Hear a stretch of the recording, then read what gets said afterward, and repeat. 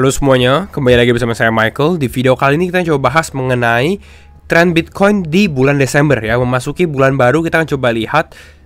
Tidak lupa kita nanti juga bahas mengenai secara technical analysis dan juga beberapa berita market crypto terbaru. Jadi kalian tetap up to date ya. Jadi kalau kalian suka video ini pastinya teman-teman jangan lupa tuh support dengan hanya memencet tombol likes aja gitu ya, ataupun subscribe kalau kalian belum subscribe. Dan ya kita bisa langsung masuk aja ke dalam videonya tanpa berlama-lama.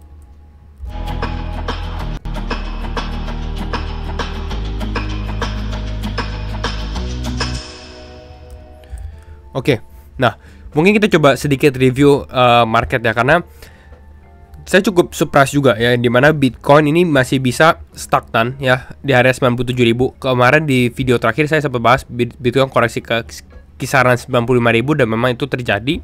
Tapi kenaikan juga cukup cepat, nanti kita lihat secara teknikal. Jadi udah lebih konsolidasi sih. Nanti kita coba lihat ya yang menariknya. Lalu kita lihat altcoin memang udah performing nih teman-teman. Ya, dan saya rasa mungkin di bulan Desember kalau misalnya altcoin season mau terjadi, mungkin itu saatnya Desember Januari kisaran tersebut. Nanti di mungkin video berikutnya saya akan bahas lebih dalam mengenai altcoin season. Nah, kita kalau lihat dari sini iOS memimpin gitu ya, lalu ada Bread, ada Helium, Shiba Inu, HBAR mengalami kenaikan. Jadi altcoin, Bitcoinnya konsolidasi, altcoin memang performing ya rata-rata, bahkan beberapa mengalami kenaikan cukup signifikan. Kalau untuk penurunan, beberapa juga turun ya, khususnya INX mengalami penurunan 9,9%. Sisanya sebenarnya turun tapi masih oke-oke aja ya. Overall struktur untuk altcoins terutama bullish.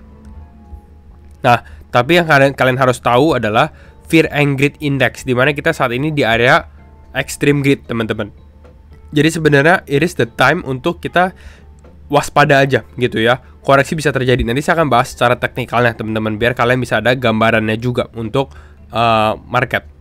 Nah, kalau kita lihat untuk tren di bulan Desember, tapi sebelum tren mungkin bulan Desember, kita lihat dulu nih secara quarterly. Jadi setiap 3 bulan sekali gitu ya, dimana kita kalau lihat Bitcoin itu, ini untuk Bitcoin ya, itu mengalami kenaikan signifikan biasanya di kuartal 4. Bahkan di tahun 2024 sendiri saat ini udah 53% kenaikannya.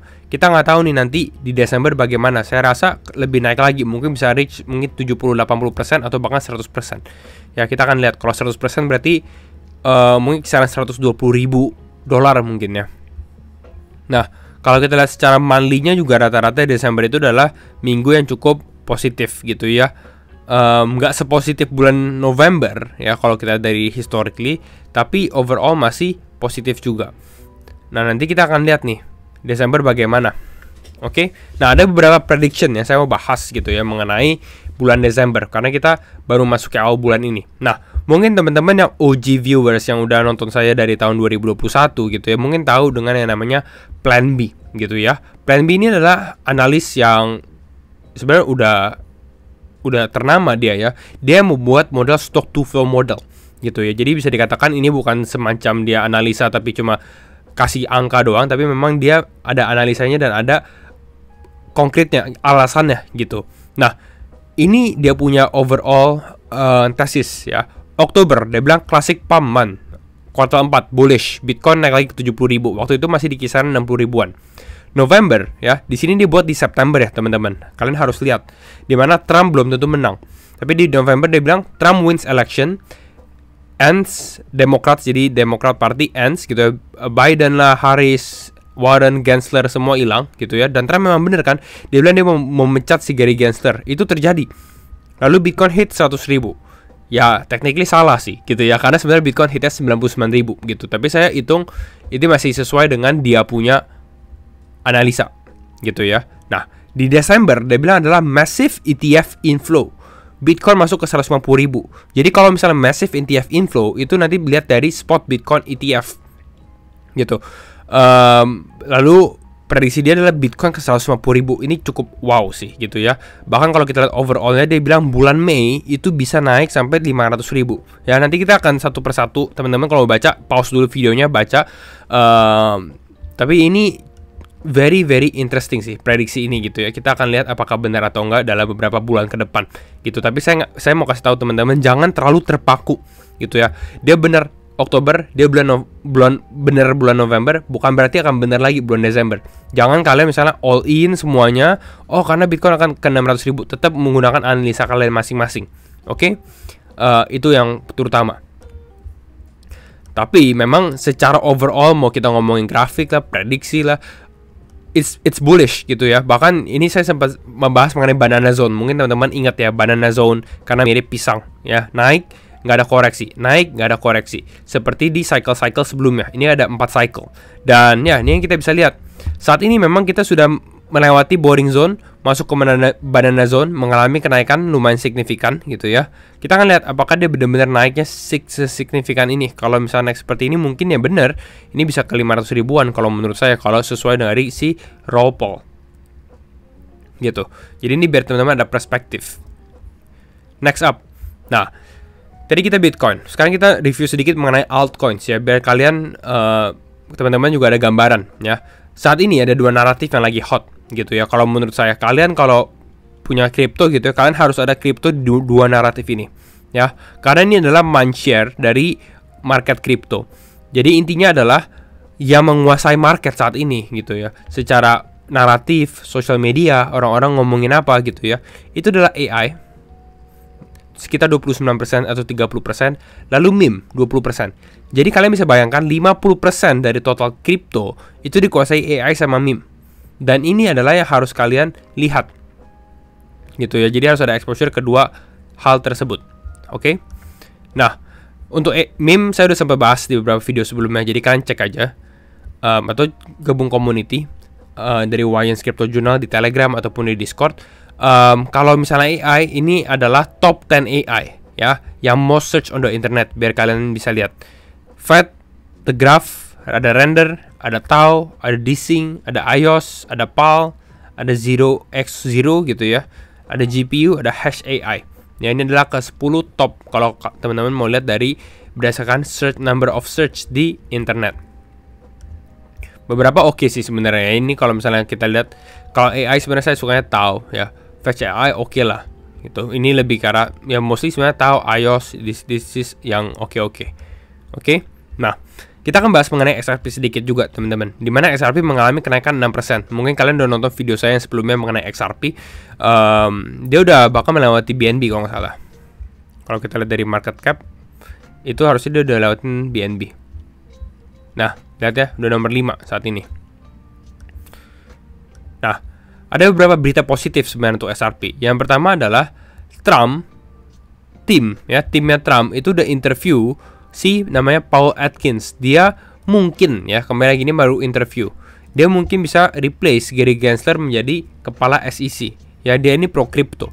Gitu. Ini bisa kita lihat ya. Akan cukup boleh sih kalau misalnya si Paul Atkins yang akan jadi SEC head-nya. Yang kedua adalah Ripple stablecoin. Itu katanya akan di-approve sebentar lagi. Jadi akan ada stablecoin di jaringan Ripple.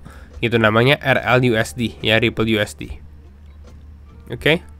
Nah, sebelum kita masuk ke teknikal juga teman-teman, saya mau reminder karena ini tanggal 1 Desember, kembali lagi Laba Lab lagi buka batch. Jadi kalau misalnya kalian mau join, feel free ya. Saya buka hanya 1 bulan aja, jadi 175.000 kalau teman-teman mau join. Ini lebih karena ke eksklusif community. Saya biasanya aktif di sini, analisanya jadi lebih sering gitu ya, lebih updated. Lalu ada akses ke portfolio dari Laba Lab ya, challenge yang 100 juta ke 1M portfolio gitu. Caranya gimana? Caranya sebenarnya kalian tinggal klik aja link di bawah, lalu tinggal isi Google Form ini gitu.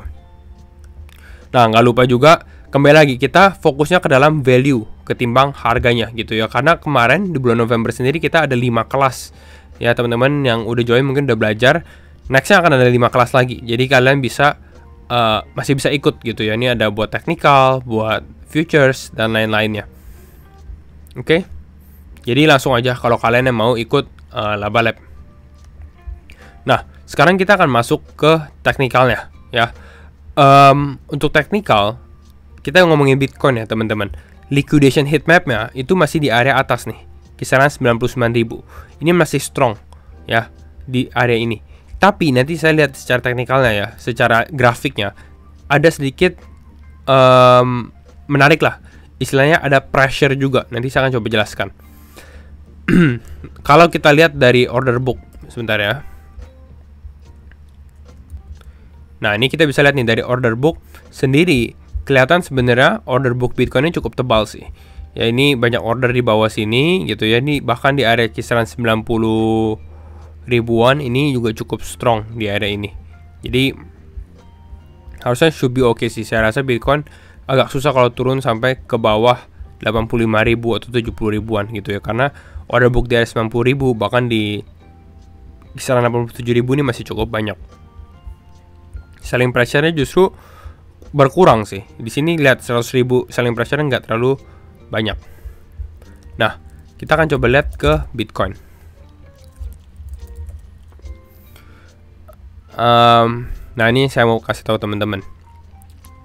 Dimana ada dua trend line ya. Kalian perhatikan dua trend line aja. Yang pertama trend line ini, gitu ya. Ini istilahnya ya, biar kalian gampang mengerti. Ini kan Bitcoin di support, area support gitu ya. Bertahan, di support, bertahan.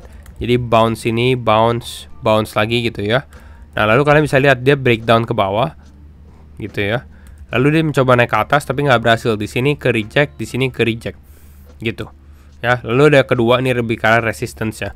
Jadi kalau kita mau lihat secara technical perspektif, gitu ya, ini memang cukup susah. Bitcoin belum bisa break kalau menurut saya pribadi, gitu ya. Ini masih ada pressure, selling pressure mungkin di area atas ini.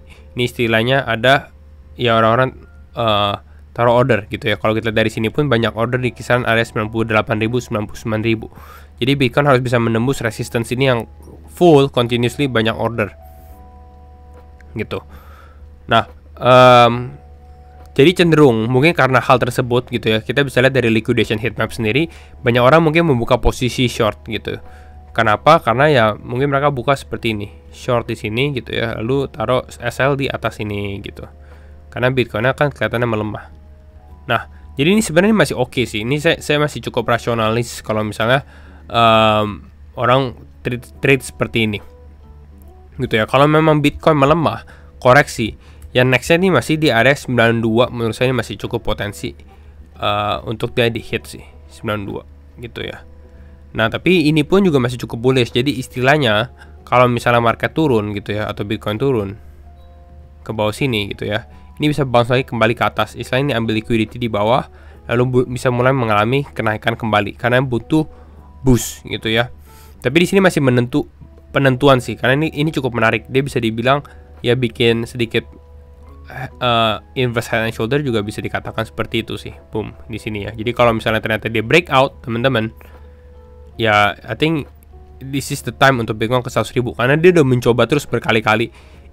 Istilahnya ya kalau kita lihat dari sini, ini percobaan pertama. Saya pakai warna kuning kali ya. Ini percobaan pertama gagal. Gitu ya. Coba naik lagi di sini. Lalu coba lagi naik lagi di sini. Ini gagal. Lalu coba lagi di sini 3 kali. Gagal. Jadi udah 3 kali ke tap nih. Maybe ini adalah waktunya kalau misalnya dia benar-benar bisa ada push ke atas, ya it's possible gitu ya. Karena kalau saya lihat sendiri banyak orang udah melihat Bitcoin akan koreksi gitu ya. Dan mereka cenderung short tadi yang saya bahas dengan skenario ini gitu ya, yang tadi kita lihat. Bahkan di liquidation heat map itu di sini cukup strong. Area kisaran 99.000. Jadi kalau misalnya Bitcoin ternyata mengalami kenaikan, boom gitu ya di sini, ini langsung liquidationnya keambil. Baru mungkin dari sini dia baru mengalami retest, baru naik lagi.